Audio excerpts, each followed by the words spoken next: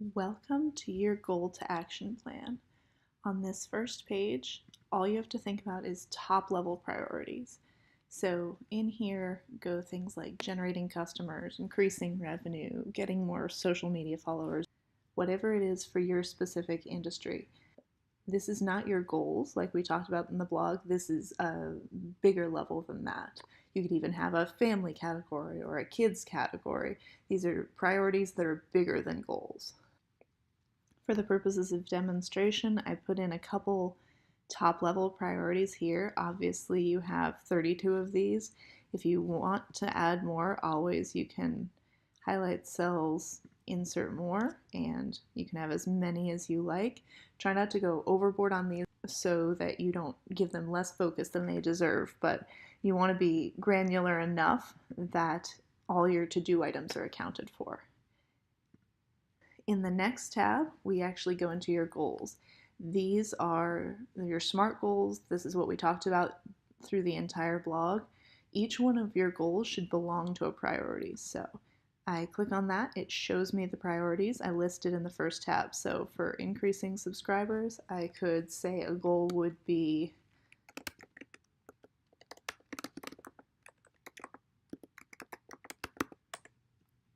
for creating products, I could say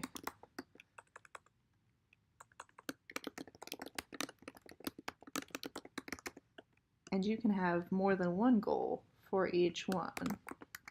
So that could be your goal list. Obviously, you want to make sure you cover all your priorities and you don't want too many goals or you won't focus. One thing before you move, you want to put your goals into priorities. So if you highlight a whole row, you can put them in the right order.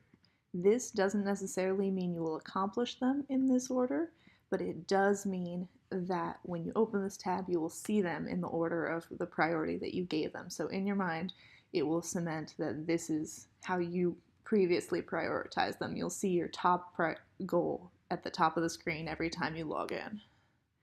Now, moving on to our next tab. We talked about this in step 4 of your grow model for each goal. These are the goals you defined in this tab. For each goal, you want to have different action item categories. So for a course, you would want, so those could be different categories. You can use that to do it, or you can just click and drag. And you want to do this for each one of your goals. So, and so on and so forth. So you want nice, yummy categories, each of which are tied to a goal. On this final tab, you will create your action item list. This is going to be your to-do list basically. It will consolidate all your goals into one place so you can see everything you need to do all on the same screen. This will be where you'll do your brain dump that we talked about in step 4 of your grow model, the way forward, the W. So first you pick your goal, let's say subscribers. You can type in whatever your action item will be. So you can, again, either choose a goal from there or just click and drag if they're all the same. So you want to do that for all of your goals, just really granular, pick your to-do steps. Then after you've done that, you'll have a huge list of them, and I will populate some just for sample's sake. So obviously this isn't as juicy as yours will be, but this is good enough for a sample. You have your action items listed there. You have which goal they're talking about here. And then you can pick which category this is going to be in. So these guys are content creation. Here, this one's going to be research for a bit. This doesn't actually have a category, so we'll flip back here. Add another category, and then it will appear here. So now we have our nice, yummy to-do list. Let's say we're prepping for this week here. So I want to You just click there. I want to complete this week. I want to do the first step there, and that's a good one. So I want that week. So here's our plan there. If anything has a specific deadline, we can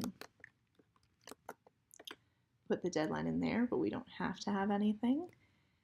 And let's say I want to prep for another week. I can just drag that up here, and I'm going to get these 3 tasks done in this week, or 4 tasks. So you can prep as many weeks into the future as you want. Anything that doesn't have a specific week, leave it down in your action item bank. And then as you accomplish things, use a capital X, and you see them getting slowly done. Then we did everything here. Say we didn't get this done and the week ends, you can just move it into your next week.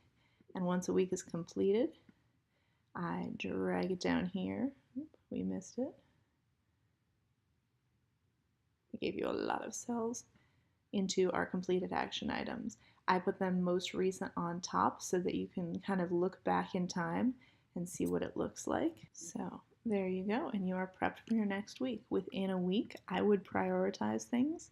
So most important things go on the top. So whenever you sit down at your computer, you know exactly what your first task is, what goal it references, what category it's in. So if you want to put things together so you can batch tasks, you can put the categories next to each other, and you have cut out all the hemming and hawing. You know exactly which task to focus on first, and you are assured that your tasks relate directly to your goals and that your goals come from your overall priorities.